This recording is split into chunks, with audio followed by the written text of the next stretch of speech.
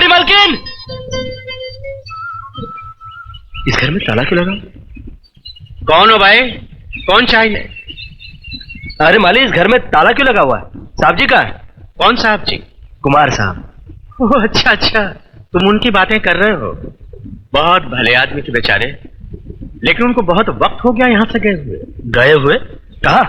मालूम नहीं साहब, लेकिन इस कोठी की नीलामी के बाद किसी ने भी उनको यहाँ नहीं देखा। जी हाँ, अब इस कोठी के मालिक धनराज जी। धनराज? और उनके परिवार वाले, उनके भाई और बहन? अरे साहब, वो भाई नहीं थे, कसाई थे, कसाई। अब तो बहुत बड़े आदमी हो गए हैं। यही फैक्ट्री डाल रखी है नीलामी के रुपयों से। सारे पैसे हड़प कर गए दोनों भाई। और कुमार साहब और उनकी छोटी बहन को खाली हाथ घर से बाहर निकाल दिया। वो दोनों इस घर से इस तरह गए जैसे कोई दुनिया से चला जाता है साहब। मगर साहब जी मान क्यों गए? क्यों सही उनकी बेईमानी? चुपचाप चले क्यों गए? क्या करते साहब, उन्हें होश ही कहां था। पागल से हो गए थे बेचारे, पत्नी के देहांत के बाद।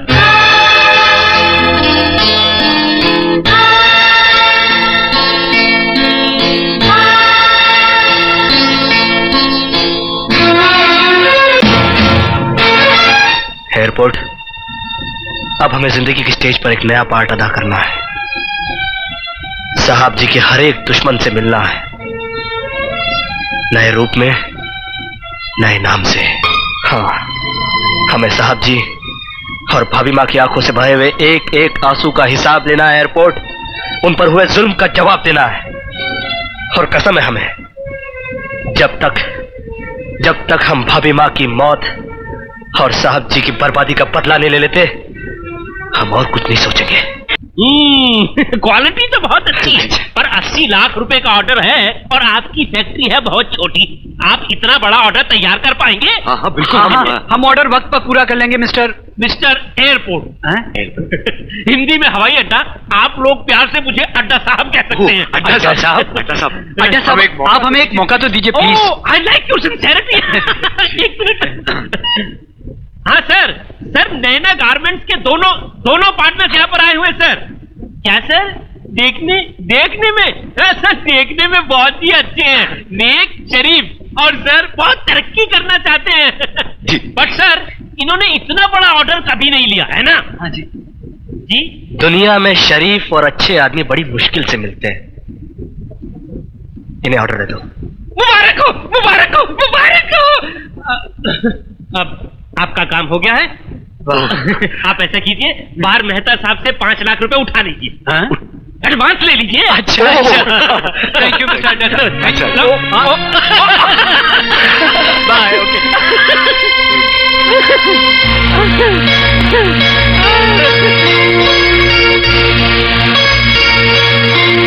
इस 5 लाख की वजह से ये लोग 50 लाख मार्केट से उठाएंगे, और मैं यही चाहता हूं। कृष्णा भैया, इनका प्रोग्राम तो फिट हो गया।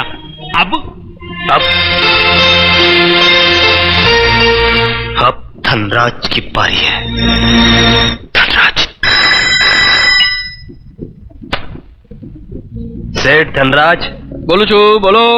आपके पास एक कोठी है, स्वर्ग नाम की। बराबर। मैं उसे खरीदना चाहता हूँ। मगर मैं उसे बेचना नहीं चाहता। सोच लीजिए, मुंह मांगी कीमत दूंगा। मैं फिर भी तैयार नहीं हूँ। 50 में भी नहीं? अरे भैया 55 में भी नहीं। 60 में? तो मैं समझता क्यों नहीं? मैंने बोल दिया ना आपको। 70 में?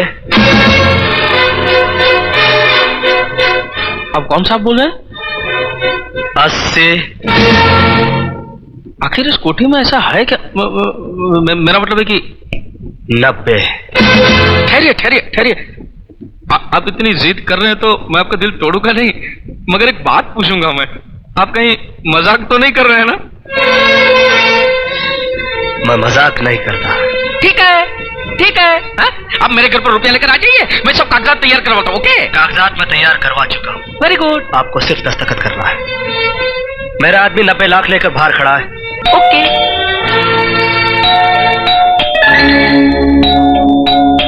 एक काम करिए, रखना मत, मैं भी आता हूँ, रखना मत। Good morning. ये रहे आपके कागजात और ये रहे आपके 90 लाख।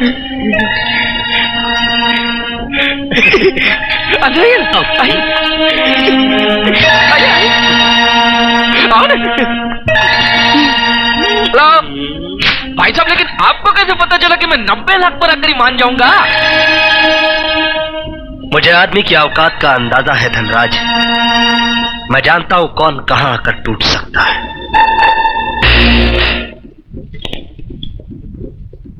ये लीजिए।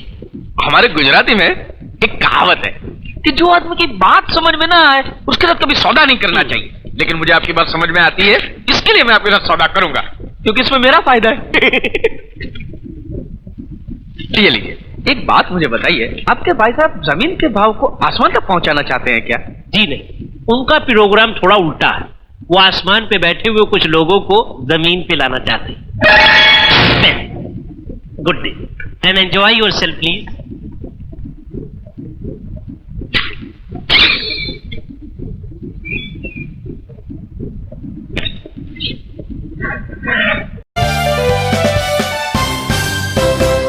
हेलो गाइस, आपको वीडियो अच्छी लगी हो तो एक लाइक जरूर कर देना और भाई कौन से स्टेट से वीडियो देख रहे हैं कमेंट में लिखना जरूर। और चैनल को सब्सक्राइब करना मत भूलना, क्योंकि हम इससे भी मजेदार वीडियो लाते रहेंगे आपके लिए।